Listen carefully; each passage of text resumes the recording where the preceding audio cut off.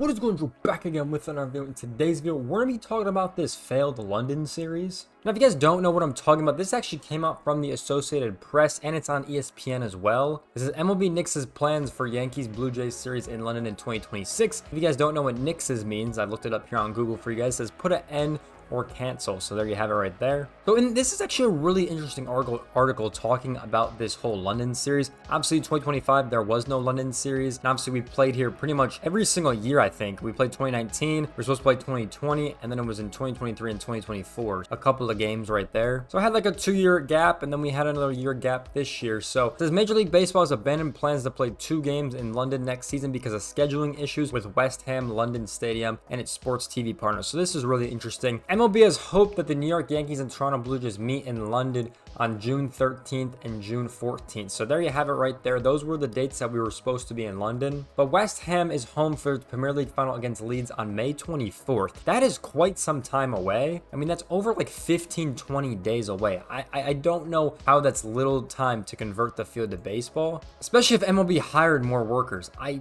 really don't know how long, it takes them to turn the field, but if it's over 20 days, that seems kind of crazy to think about. So that was already problem number one, that they can't even get the field. MLB was unable to schedule games there for a later day in June because Fox lacked available broadcast times due to the Men's World Cup commitments. So that was problem number 2 right there. The fact that Fox really can host it, because if you guys don't know, the FIFA World Cup is coming up in 2026 in the summer, and I'm pretty sure it's all on Fox for the English broadcast. So they got to broadcast basically every single game, I think on their 2 channel networks, which is kind of crazy. So they obviously don't have slots for that, and I bet the MLB would have to pay a lot to get those slots. So that's kind of unfortunate, and I don't think they were willing to pay all that money anyways. But this is some weird issues because I feel like both of these can be solved, honestly. From May 24th to June 13th, you could hire more workers to get that field ready. I mean, if you throw enough money at the problem in these situations, you can usually get it fixed. And this is just hiring more people and paying more people to be able to get it done. I feel like it wouldn't be that hard to turn this thing around. And then the whole Fox thing, just played out on their channel. That is the obvious one to me. I mean, ESPN obviously doesn't have a deal for next year, but ESPN could be one of the partners for this series. You could have it on one of the streaming services we've already seen them do with the World Baseball Classic and Netflix.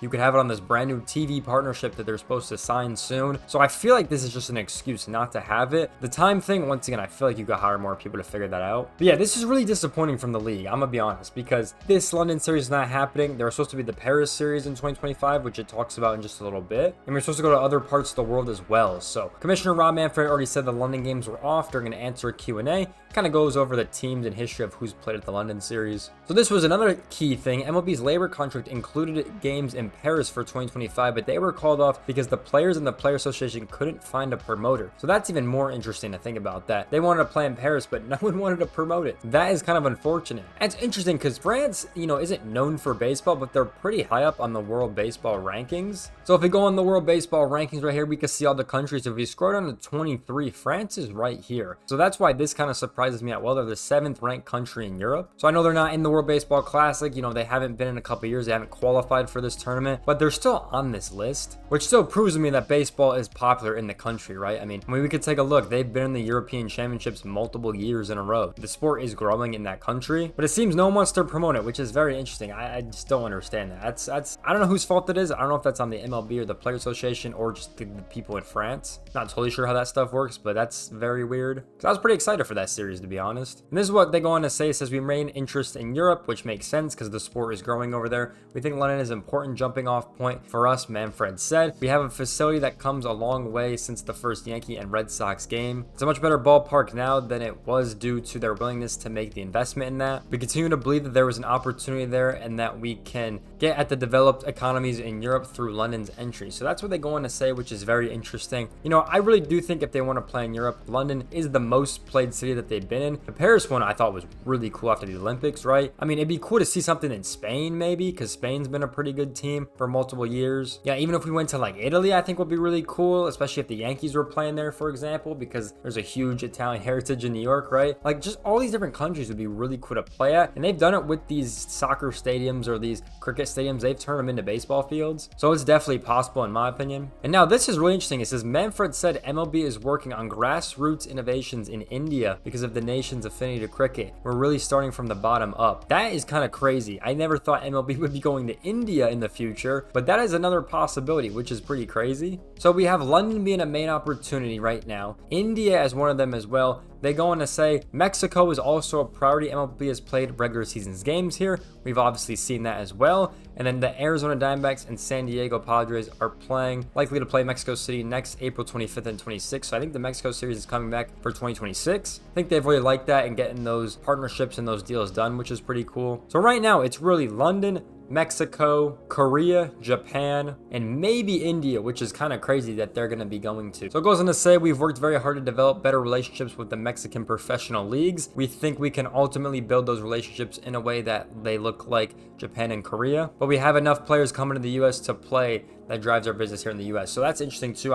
We've seen MLB teams play the Mexican teams in spring training before, which is really cool. They obviously going to talk about this Asian market, which is absolutely growing crazily in, the last couple of years, especially with Shohei Ohtani being the main culprit of that. Then they're going to say our approach to international has always been country by country, largely because we find the players we're interested in to be at different stages of development, which is another interesting quote right there. With respect to Japan and Korea, we made investments there. Then he goes on to say they like to make the trip to Tokyo and Seoul at the beginning of the season, which is pretty cool, which I do like that they do that. It'd be cool to see them go to other countries like Taipei. I think would be really cool just because they have such a cool baseball history there. And it says the opportunity to monetize on that fan base in Japan and Korea is obviously their best for international revenue, which I think they've done this year, to be honest. Goes on to say, my prediction, there will be some more media companies, the streamers that will be interested in their ability to get access to well-developed economies where they don't have as much penetration as they do in countries like the US and Canada. It's going to show up in different places outside those developed economies. That's another interesting quote right there. When he's talking about who might have the games on their TVs or streaming platforms, I think for some streaming companies, they don't want to do that because no one in these countries are going to have that streaming platform, right? But if you make it on national TV, it's a different story, I feel like. But definitely an interesting article from ESPN about this on kind of their international strategy that they're going for and some of the things that have happened over the last couple of years about the London series and the Paris series. I think the main takeaways that we can get from this article is that the MLB schedule is still horribly done by the computer.